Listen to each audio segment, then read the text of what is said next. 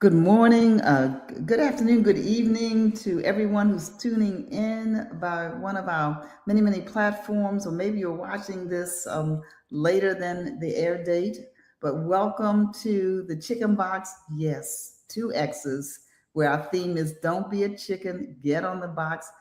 Jay Jackson, we've been doing this now, I guess, for almost 5 years, it seems like, for a while. And usually it's you and myself and Impeccable as the co host. And today we are pleased to have once again with us our managing editor of the Afro, Ms. Alexis Taylor. Welcome, Alexis. Glad to have you with us on today. I am so excited about this conversation today. So the two of us are here in Baltimore, where it's beautiful. And Jay, you're in Mexico, where we all want to be. Is it beautiful there as well? No, it's very hot and rainy season is here now. Oh, we're sorry. It's okay. I guess we'll have to unpack our bags, Alexis, and we will not be going the next one today. But we have an exciting segment on today. If you are just tuning in, please let somebody know. Tell them don't be a chicken, get on the box. We're powered by the nearly 134-year-old Afro. We call ourselves Afro News. We're no longer a newspaper. We are a multimedia company, and so we have been bringing news and information to our various platforms for many, many years. But that's enough about us. I'm excited about our guest. Jay Jackson, introduce our guest. Absolutely. Christopher R. Lundy, Esquire, is the director of Baltimore City's Mayor's Office of Small and Minority Business Advocacy and Development. He brings a passion and zealous advocacy to this group. He has been an innovative changemaker by successfully levying historic sanctions, completing the first city disparity study since 2014, and implementing a digital process for certification and contract compliance monitoring. In FY 2025, Christopher and his team ensured over $137 million was paid to small local minority and women owned businesses, deployed Catalyst Baltimore, providing over $107,000 in technical assistance to 17 businesses, offered 143 business development webinars and programs, hosted the Small Business Advancement Conference with 100 exhibitors, and celebrated the Baltimore Main Streets program's 25th anniversary with the Great Chase Scavenger Hunt, inaugural Main Streets Awards, and $200,000 in free marketing value to businesses. As a result of his passionate advocacy, he has been honored with awards by the Maryland Washington Minority Companies Association as the most resourceful government administrator for MBE success, the Joe Mans Black Wall Street Award, and the B2G Now Got It Done Award. Christopher relishes the opportunity to have an impact upon the lives of local business owners, revitalizing our communities and serving Baltimore City. So, welcome to the show, Christopher. Good morning, and thank you so much for having me. It's a pleasure to be with you. Absolutely. Um, there is a lot there. That's a that's a huge bio. But what I want to talk to you about is what is your primary goal of the 2026 Small Business Advancement Conference, and how does that support Baltimore's Black community? Thank you for that question. So, as always, our goal is to advance our small business community in Baltimore. This is really the capstone of our fiscal year 2026 programming. Our fiscal year ends on June 30th, and this is really when we bring together the business stakeholders from throughout the ecosystem to really just focus in on our businesses, focus in on our economy and things that we know our business owners need to advance. And really, what this is all about is making sure that we forecast and talk about upcoming opportunities from governmental agencies, universities, financial institutions, organizations, corporations. And they get the attendees, that is, gets the opportunity to hear directly from those procurement officials and decision makers in a lot of cases. And it's really also an opportunity to connect with technical assistants and other small businesses that you may be able to partner with, see other ways that they're impacting the community, and get a little bit of expertise from our panels and how to better navigate our system in our labs to see things like contract compliance. Excellent. Thank you for that. And I'll jump in here, Director Lundy. So, the Baltimore City Small Business Advancement Conference, just to let everyone know, this is an event that's taking place on June 4th.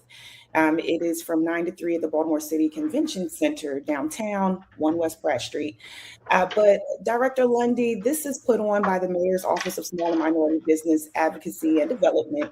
Can you tell us a little bit more about what your agency does? What would you say are the top 2 things that this agency does to support businesses? You had me till you limited me to the top 2, because we have, I think, now it's around 8 things that we do. So I'll try to run through them quickly. But we're overseers of the Minority and Women's Business Program. So what that means in Baltimore City, we're codified within that law and city code to certify small local minority and women-owned businesses, to maintain a directory of those businesses, which is now digital, and also at our B2G diversity compliance platform at BaltimoreCityDiversityCompliance.com. We also do investigations for compliance with the Minority and Women's Business Program with that city code law, for both during the contract life cycle and also at the time of certification. We also have a whole business development side, which is really what we're focusing on today, primarily for our discussion with the Advancement Conference. What this does is this provides technical assistance to the small business community. We do that with over 150 ongoing webinars that we have information we produced ourselves, but also in partnership with folks like Truist, Google, the SBA, and also now with our partner, US Black Chamber. And then we do outreach to educate folks about these resources, these existing opportunities, participate with our partners. And I'd be remiss if I didn't say another critical piece of our puzzle is the Baltimore Main Street program. This is a public-private partnership with the city and 9 nonprofit organizations throughout the city that represent communities. And we work under the Main Street America 4-point approach to revitalize those neighborhoods, do placemaking, to make sure people understand the opportunities that are in those communities, not just commercial opportunities, but also the opportunities to be outside, to go see our beautiful parks, see artists find work in murals, and go to historic sites that you can really only take in a historic city such as Baltimore. Mm-hmm. Let me ask a pretty foundational question. So how do people register for this conference? Is it just open to everybody? Is there a place they go to sign up? Is there a cost? What are the logistics of the conference? Yeah, so so you can go on to BaltimoreCity.gov. If you just go to any of the links for business, you'll end up at our website, SMBAD. And when you get there, it is our main thing on the landing page. You can get to, if you have any trouble finding this, Baltimore City small and minority business. And when you get there, a small fee this year, I believe it's $25 for attendees. And the exhibitors, I believe our exhibitor window is now closed because we are just 1 week away from the event. So we have all of our exhibitors, but there's still time to attend. You can also come up on site day of to attend. And it is in the chat there. I believe my great comms chief Elroy just put our link to the Eventbrite to get registered right there in the chat for everybody as well. Okay, so I think only those of us on the. Oh, well, then we'll have to share that out then. But no, we'll share it. Asia will make sure, our producer will make sure that we share it with those who are watching. So do I have to have a business in Baltimore? Can I be from any place and just want to do business with Baltimore City? Suppose I don't even have a business yet. I'm just interested. Oh yeah. So who this is love to see there on the 4th? Yeah, this is for all stages. This is really for folks that, whether you're just at the ideation phase and you want to hear more about financing, certification, potential procurement opportunities. This is for folks that have been in business and want to advance. This is for people really at all stages, whether you're at early stage, your growth stage, or if you're a mature business that's even on the verge of transitioning. We really try to speak to everyone with content for everyone with the conference. Definitely throughout the year, one of the things we're trying to do is put on webinars that really are at all of those levels. But everybody is welcome. Everybody should come there. It's a great opportunity to network. Last year, we had over 100 exhibitors. We had hundreds of attendees. So it's really a place that you can come in if you're at all interested in business, networking, connecting with more folks. It's the place you want to be next Thursday. Excellent. I have just a sort of a quick follow-up question to that, which is sort of beyond the networking and the panels, which I'm sure we can talk more about as well. What are some of the actionable takeaways that you want the attendees to leave with? Yeah. You know, they're coming for this information, but what do you want them to take away? Yeah, for sure. I think the main thing that I'm looking to do at this time with businesses is to really spark some thoughts, get you to think about different aspects of your business. One of the things that we emphasize with the conference and with our speaker series throughout the year is that these are conversations that you're so busy working within your business, the day in and day out, that you don't take a step back and work on your business and look at some of the foundational things that you need, whether that's your legal requirements, your accounting, your scalability, your bankability of how you're approaching your finances. So it's really just, for one, getting folks to plot a more intentional path on their journey to success, and not just kind of be floating within the ocean, to really set that destination, have a waypoint, know where you're going, and know where the resources are. One of the things that I've realized over the course of time is that folks will be asking for resources that exist, that are free, that are in their neck of the woods, so to speak. Oh, and I do want to circle back to Dr. Draper as well. Geographically, as always, we're focused on our local Baltimore-based businesses. That's what we have to grow. That's what has to continue to get to the next level. At the same time, the Minority and Women's Business Program is a regional program within the state that goes beyond just the city confines.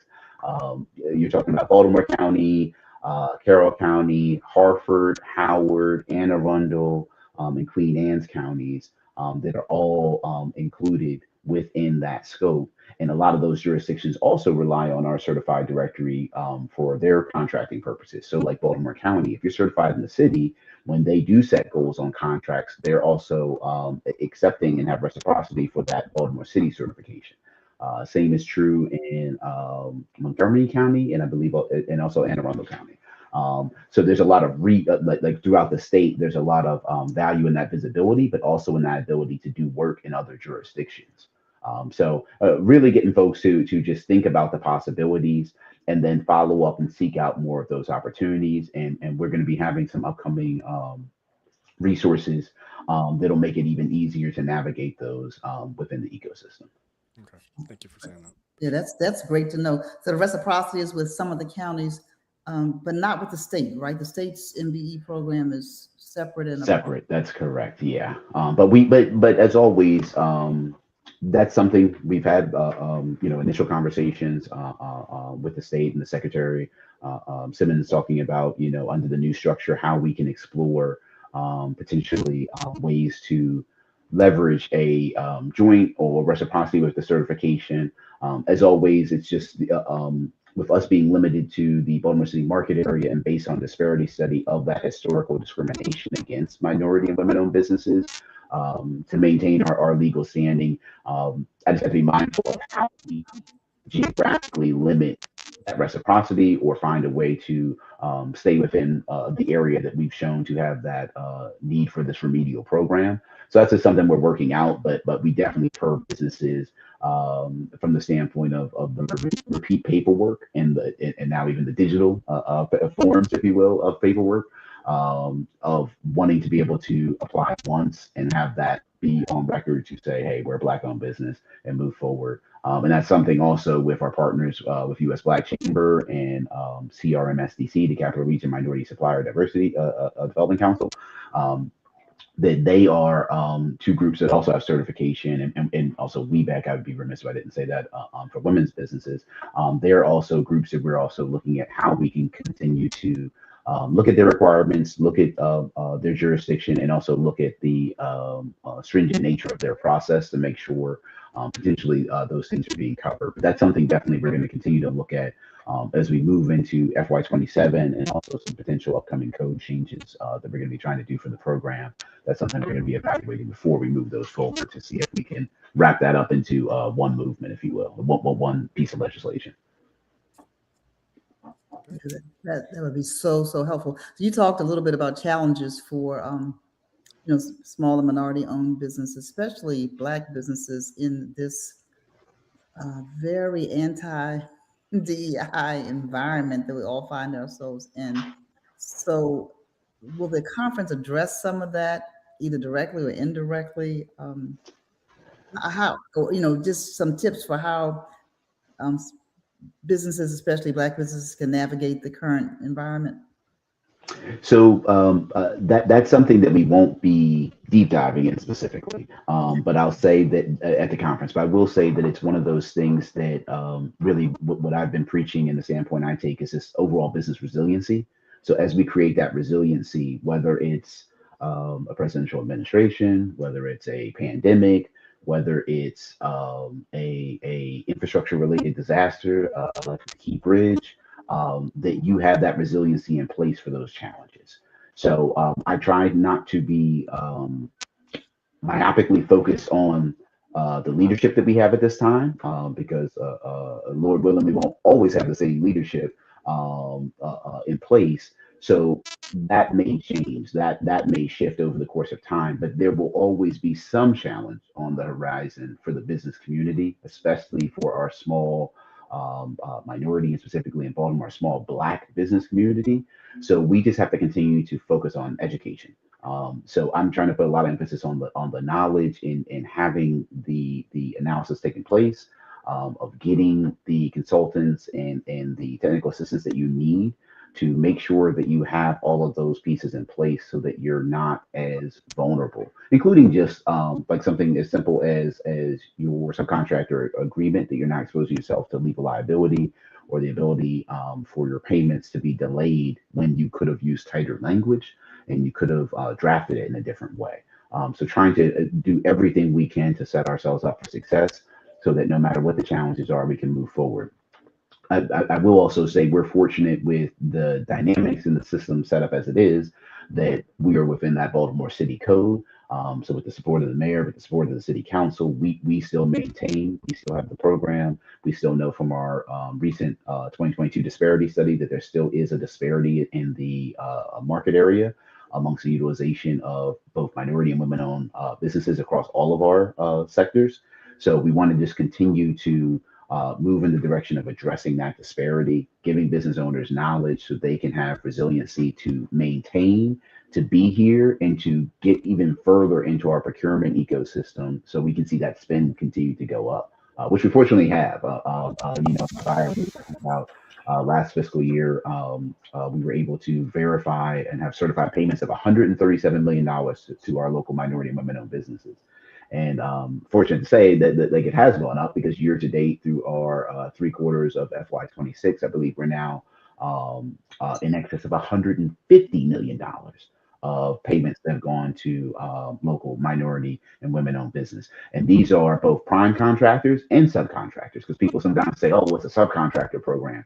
You don't have to be limited to be a subcontractor because you're certified. Oftentimes, we set the goals for subcontractor utilization, but that prime can self-perform those goals if they're a minority or women-owned business, and they can still take advantage of those dollars and the benefit of the program to really be able to use that to scale. So I'm happy to see that those local dollars are, even more so than in the past, getting to those businesses, and that we're getting awareness of how this can be a growth strategy for our small businesses.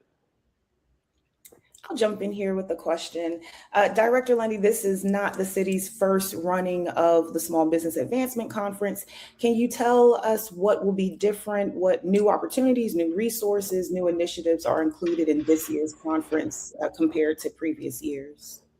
Yeah, that was one of those things that's important to me. I'm a continuous improvement person. That's my approach personally in life, and that's my approach for the agency. So we always demand not change for change's sake, change for change's sake, change for the betterment, and to move forward and to advance. That's why the conference, we talk about small business advancement. It's moving forward.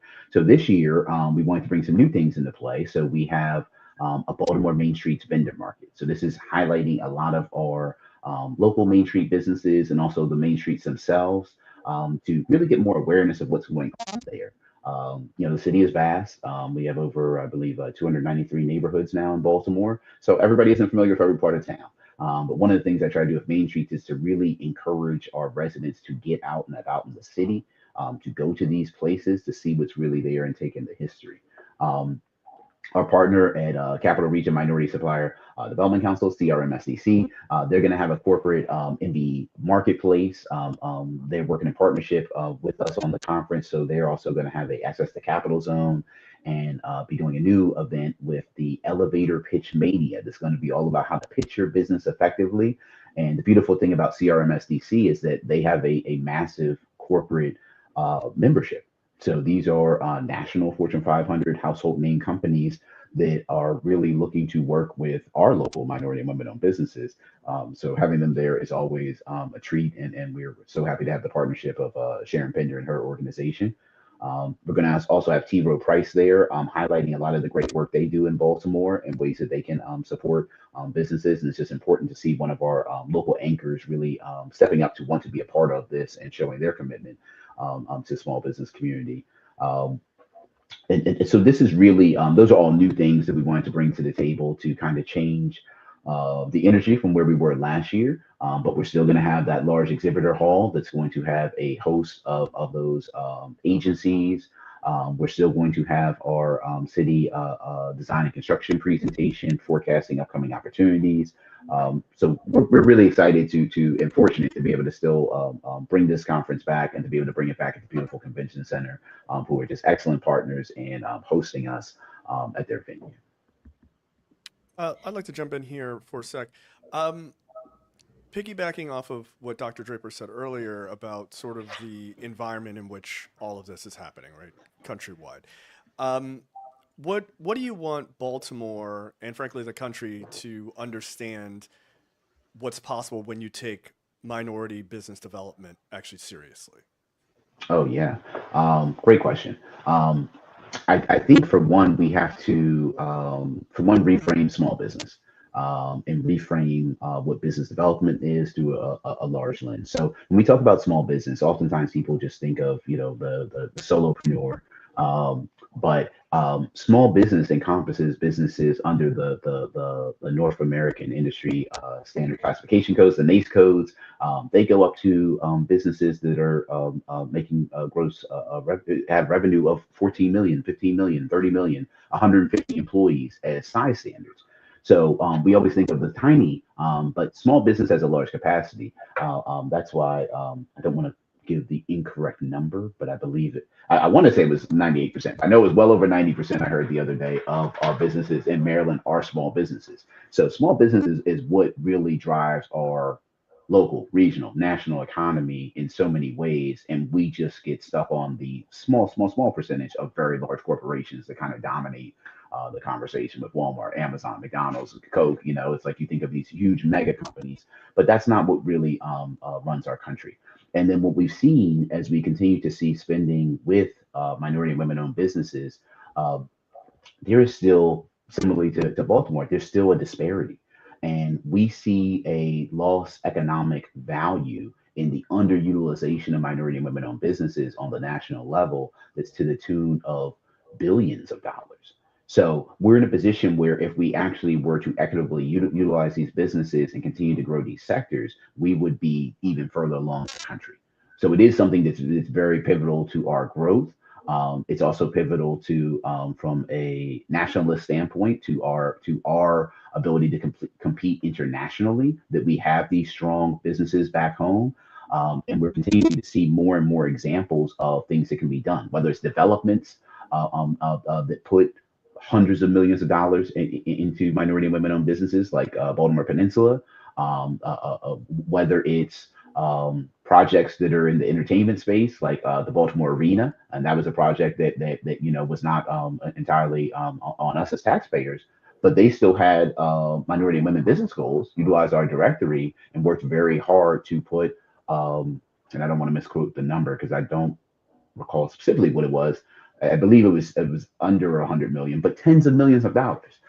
There's substantial money going into our local economy by utilizing these businesses. When you look at these metrics, and we see that we're getting more done by continuing to prioritize these businesses.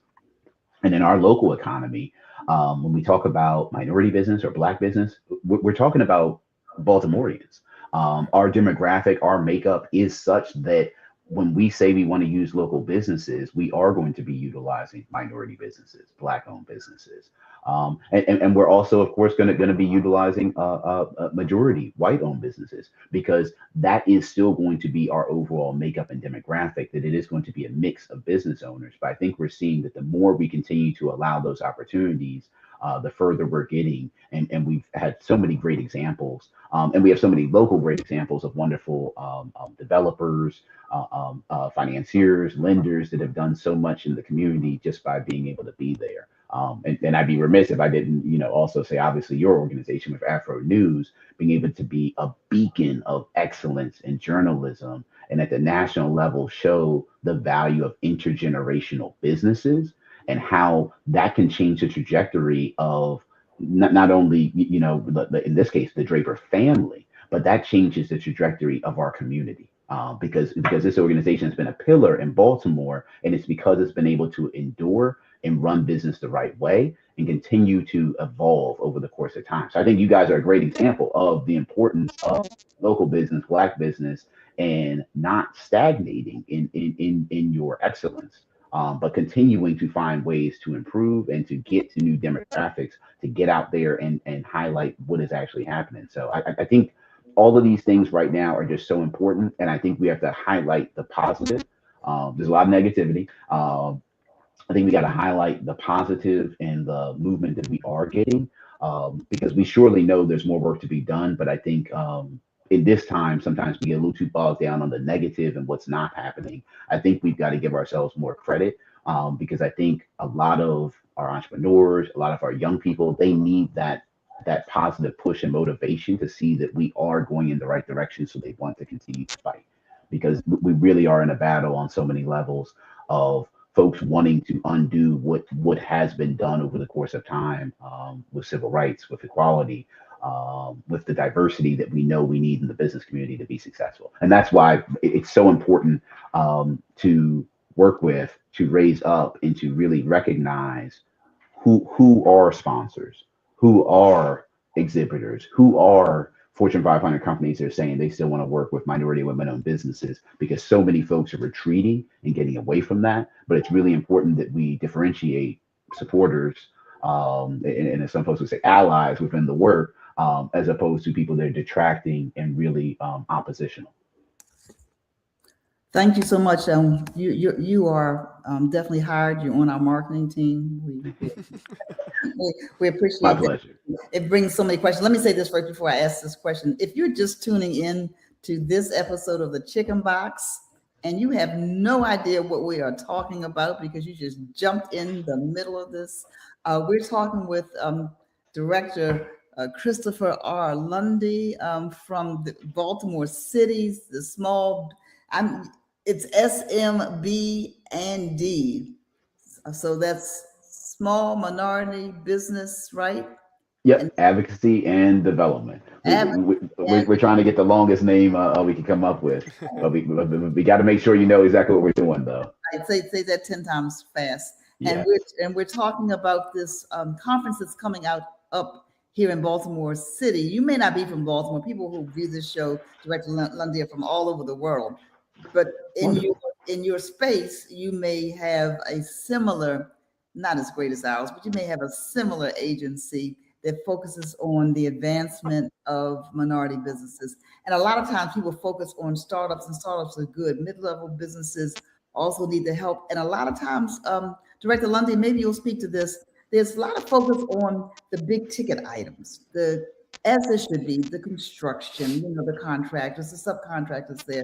But there are also businesses like ours that still are businesses. We are a media company, but we also are a business that sells advertising that we need, the city support for, that we do get, and we thank the city for that, and others. So can you talk a little bit about those other businesses that may think, you know what, this conference is not for me, it's for those who are going after the construction contracts and the subcontracts, the electricians and the plumbers and, those. It's a variety of businesses, right? We have a very Yes. wide variety of businesses. Yes, it's 100% for you. That's one of the things that I've been really receptive to is that a lot of folks just kind of think, oh, construction, and huge sector, tons of work is done there, but that's not all we can do. And we want to make sure that we talk about professional services, um, lawyers, that we look at architects, engineers. And then unconventional things, artists, people that do fruit smoothies and nutritious drinks. We have programming obviously for the youth with our recreation and parks, with our rec centers, with our office of aging. We do stuff with the young people for our more advanced older adults. So there's such a variety of workshops and things, fitness things we do outdoors, yoga. There's so many things that I try to tell people, don't be restrictive. I know it sounds like we may not have a lot of use for your work, but you just never know. And again, you get that visibility so that other procuring jurisdictions, universities, other organizations, they just may be looking for somebody that does what you do. And one of the things that we've also really always been cognizant of, although we don't, we're unfortunately not funded to continue to run the U.S. Department of Commerce Minority Business Development Agency Advanced Manufacturing Center. We still work with manufacturers. So a lot of these makers, folks don't always consider people that make, like delicious cheesecake, like hiatus cheesecake, to be a maker in the space, or other delicious confectionaires like Cadena Bake Shop. They may not consider them to be makers, but they are. And then you have people that have nasal devices like NasaClip. So we really try to highlight all of these diverse types of businesses, all these diverse things that people can make. Obviously, we have a beautiful custom clothing from the gentleman over at A Different Regard. We want to highlight all of these types of businesses so that people really understand that all of these things are really viable things. Our manufacturers at Fab Pro that make a lot of stamped metal type devices and things like that, military work that they do. But Iron Shore that does building refabrication and pieces.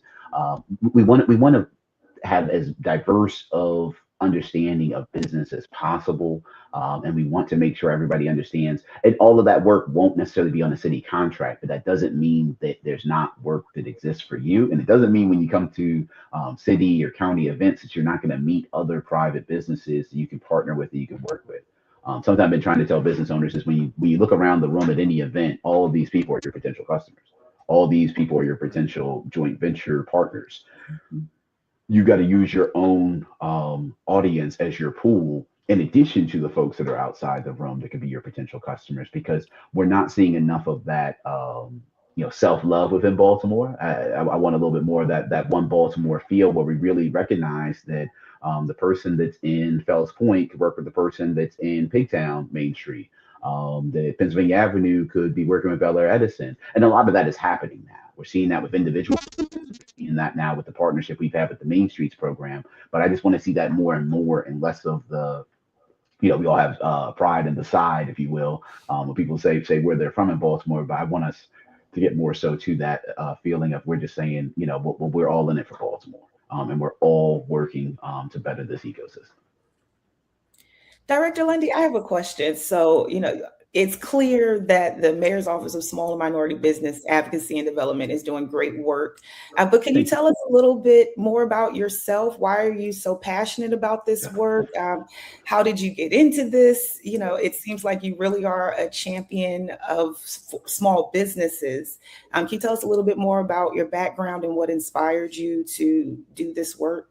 Sure. So it'd be my pleasure. Like as I just said, about the sides, but but I was raised in beautiful West Baltimore in Windsor Hills, and now I'm over in beautiful Hanlon, right here by the park, with Lake Ashburton, and I'm passionate about helping where I'm from. I come from a family of public servants, with my mom being a former attorney general, my aunt being a former attorney general. So I followed in their footsteps in law, but we value public service. We've always been prideful about being in Baltimore and from Baltimore. And I've taken on the mantle of really trying to increase our pride in our city, in our desire to advance and get to a different level. I'm a trained attorney, so I was fortunate enough to work with the city for a long time, and that gave me a lot of insight on city operations. From starting off originally doing document productions and public information requests and subpoenas, to moving to the police department and working on civil citations and the quality of life settlement agreement that was like the actions you saw on the wire with the coroner clearing and the GCTF discovery and the initial DOJ investigation that led to the consent decree. So a lot of interesting stuff, and working on litigation throughout the city, representing the various agencies. I really got to understand a lot of the challenges that exist in the city and a lot of the things that we have disputes and challenges over. I was fortunate to be on the prior office, our predecessor office, the Minority and Women, the Minority and Women's Business Opportunity Office, MBU. When we were there, I was fortunate to be on their certification appeals panel for 7 years and really hear the reviews of businesses that were seeking certification and see some of the challenges, plights of the business community. Had a lot of opportunity to spend with those business owners that are on the panel, and continue to work with folks, like Tim Smoot from MMG, that we have an excellent relationship, and he continues to support us in a lot of ways.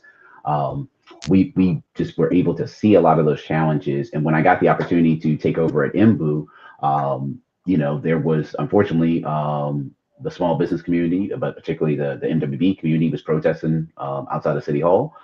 There was some negative business journal articles about the dedication and intentionality of the work we were doing with minority and women-owned businesses.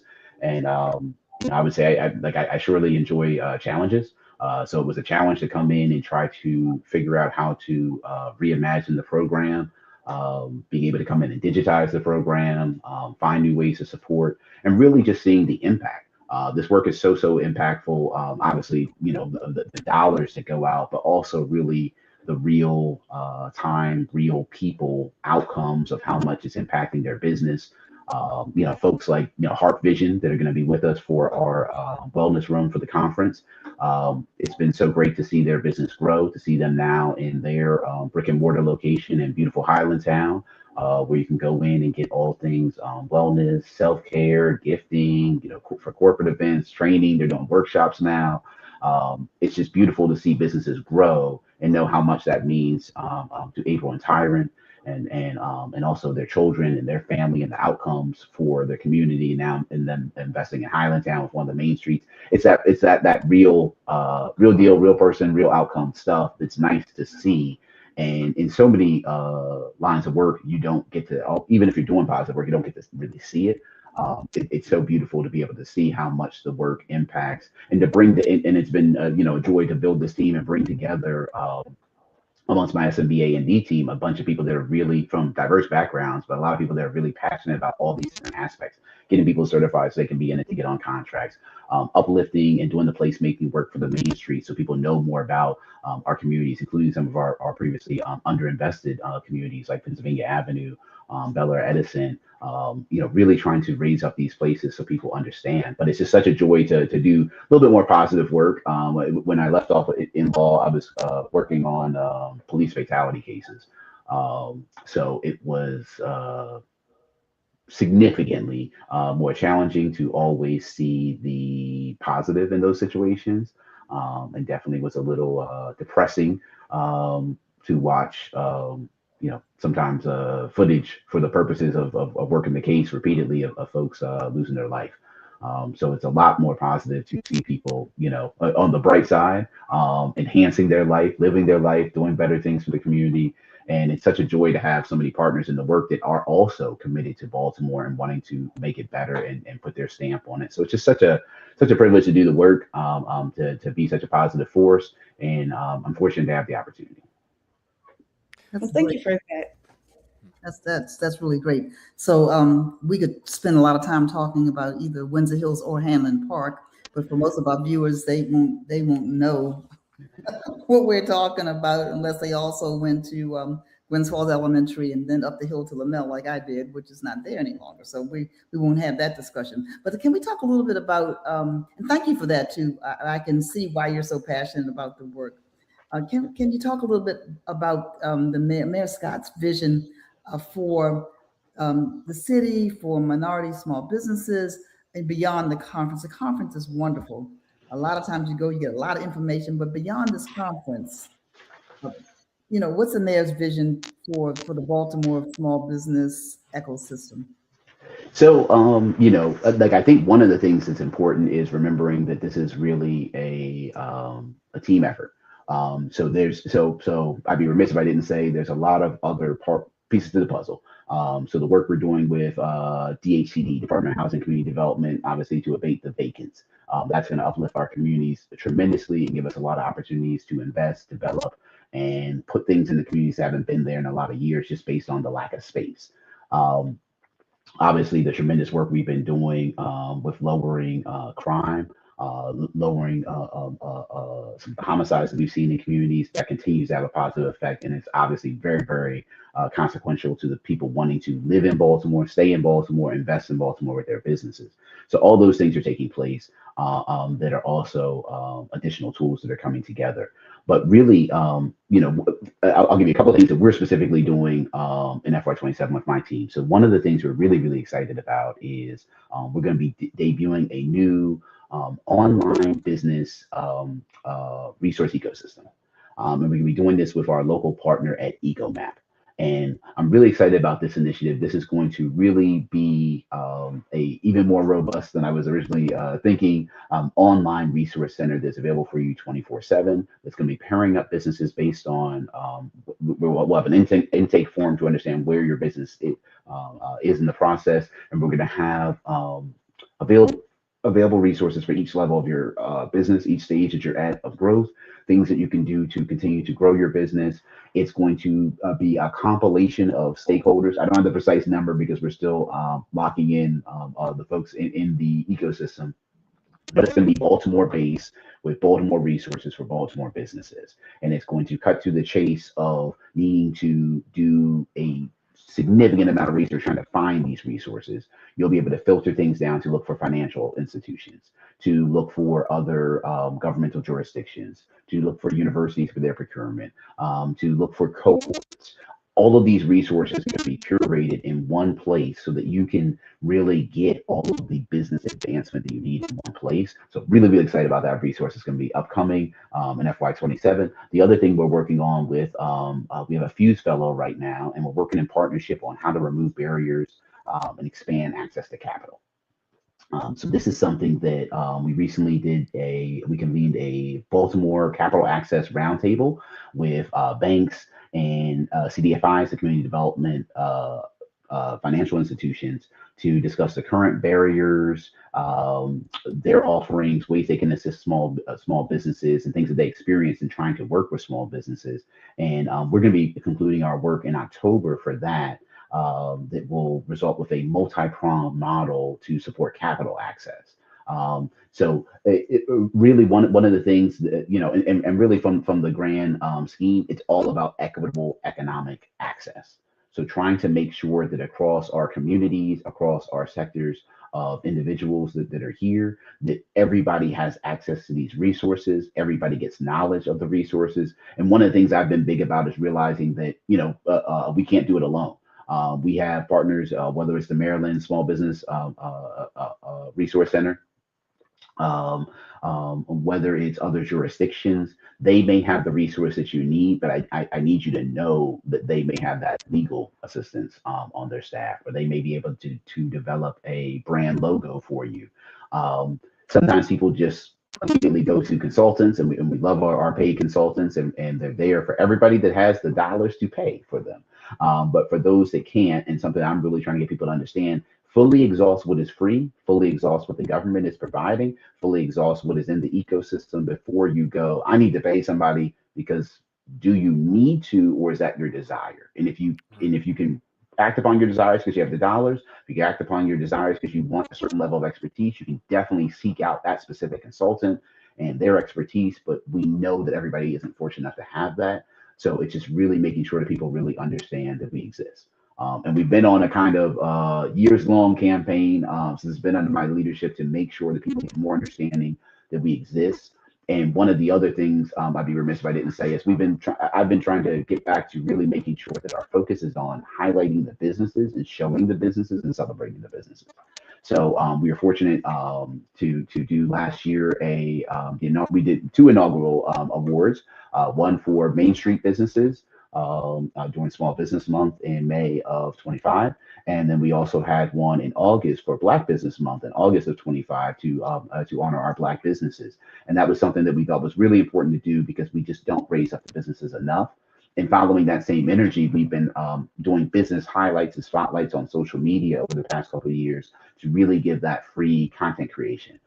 We have talented folks on board in our communications team. They're able to create content for these business owners at no expense, so they're able to utilize that can be their marketing engine for themselves. And one great one we did recently was with Baltimore Main Streets.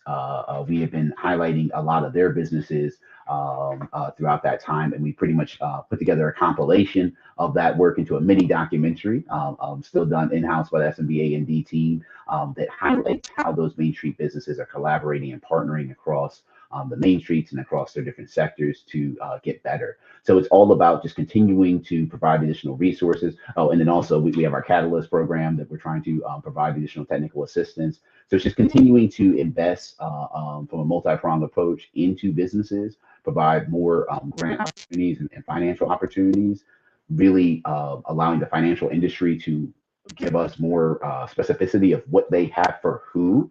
So we're never just sending you to the bank. We're sending you to a specific program that is tuned for your level of business. So you're set up for success. So you're not going there and getting frustrated, because we know, unfortunately, business owners have limited time. And sometimes when you strike out to do one thing and it doesn't work out, now you're really frustrated. You're not going to do that anymore. And the banks hate me, and nobody wants to give me any money because the one person denied you. So we want to make sure that we're right sizing the opportunities. And on the financial side, that's really the issue. And also that you're prepared, because the things that they're going to say at the bank may surprise you, but they're not surprising. We know the questions the bankers are going to ask you. We know what they expect to see. So it's trying to fortify folks with that business plan, with their financials, with good accounting software and tools, so that they're prepared to actually and articulate their vision of how they're going to use the money, of where they want to go, so they can be successful and get that capital. Because we're realizing that when people say they need access to capital, there's other things that they need structurally, educationally, prior to dollars, that will set them up for success. So we're trying to really talk in a framework within 4 pillars of capital that isn't just financial. Excellent. So this is a segment where we do the get on the box. So each of us will kind of say what we want to leave the interview with, and Christopher, we're going to give you the last word. So you can give all the details for the conference and anything else you want to say.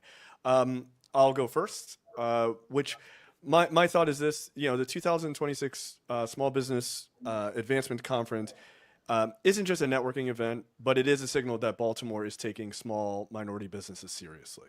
So I think if you are a person who is a small minority business owner, or a small business owner who wants to do more work with other small businesses in Baltimore, or you're in the surrounding area and what have you, take advantage of this, because clearly the mayor's office is taking this very seriously, and this is an opportunity to not only perhaps bolster your own business, but to meet other people doing similar work to you, and thus that networking actually adds to the city's, the sort of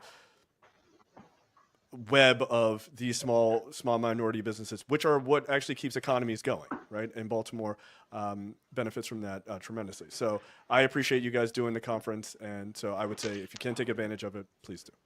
So I will go to Dr. Draper. Well, let's go to Alexis, because I know she has okay. to hop off in about 30 seconds or so. So I'm going to Alexis first. So this was a really important conversation. I am inspired just by all that this office does. Thank you, Director Lundy, for speaking with us and giving us a little information about your background and why you do this work.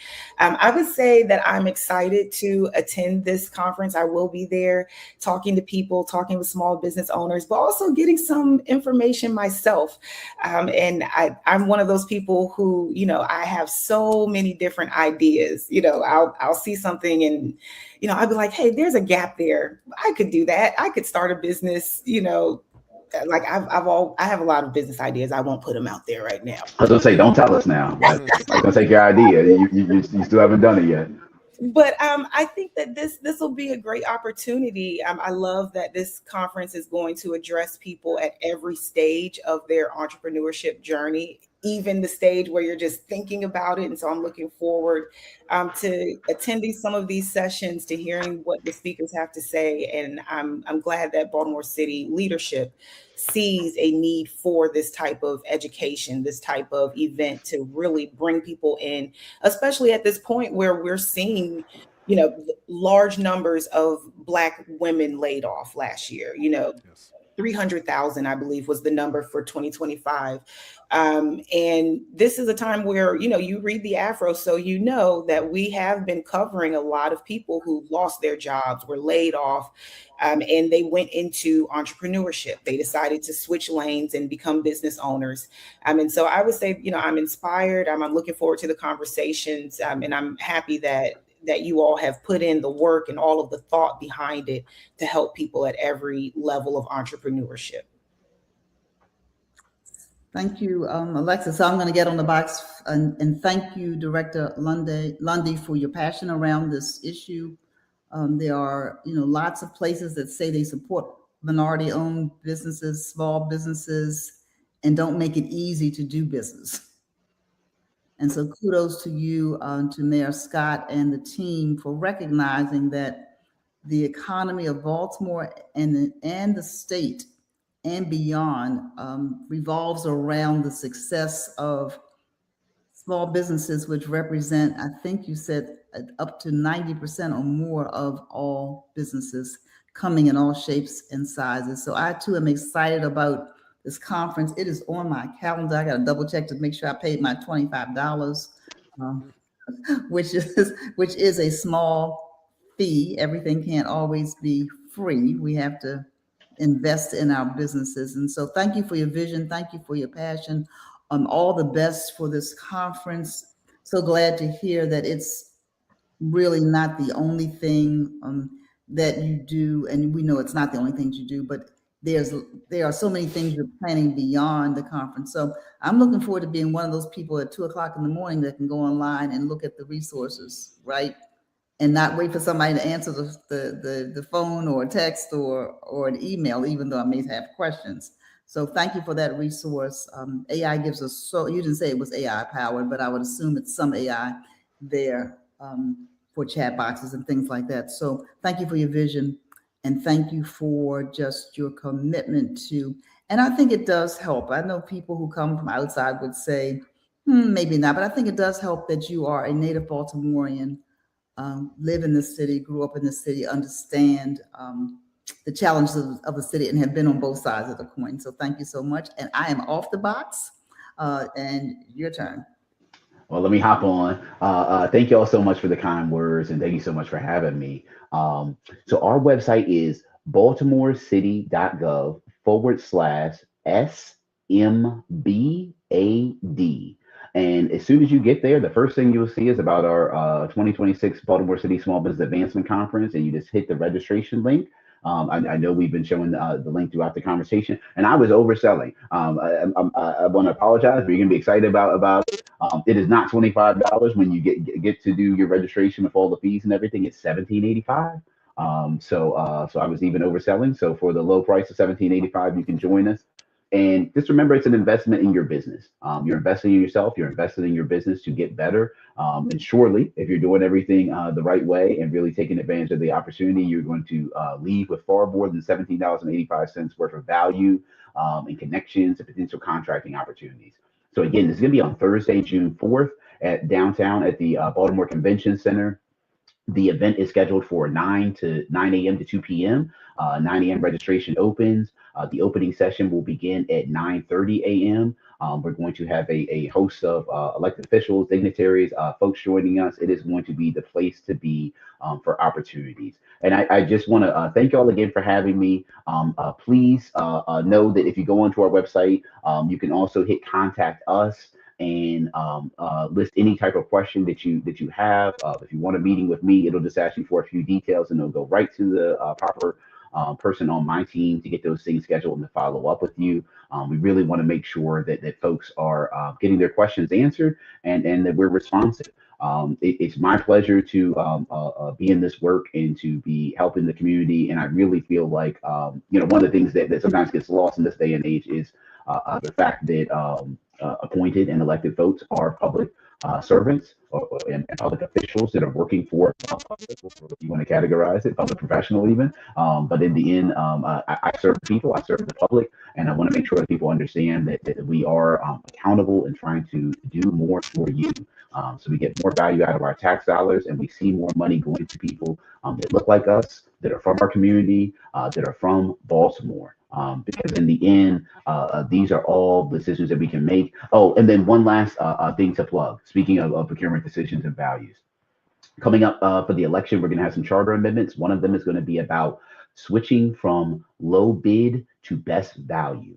So this is in your best interest to make sure you are pro best value, because what that means is we no longer have to go with the lowest bidder, which is typically a bigger, established, older, sometimes majority business, and potentially even out of city or out of state business that's able to just undercut the prices. With best value, we will be able to take into account if you're located in Baltimore, if you're a minority and women-owned business, how many jobs are you generating for Baltimoreans by doing this work? So we can make a much more intentional policy decision of supporting our local businesses in a lawful fashion.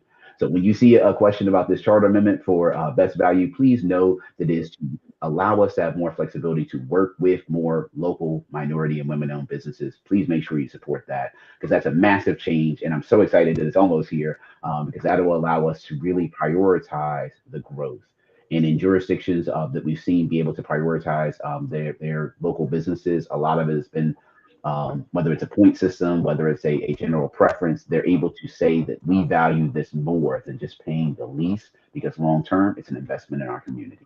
So thank you guys again. I look forward to seeing everybody on June 4th at the beautiful convention center. And thank you so much for this opportunity. You guys are the best.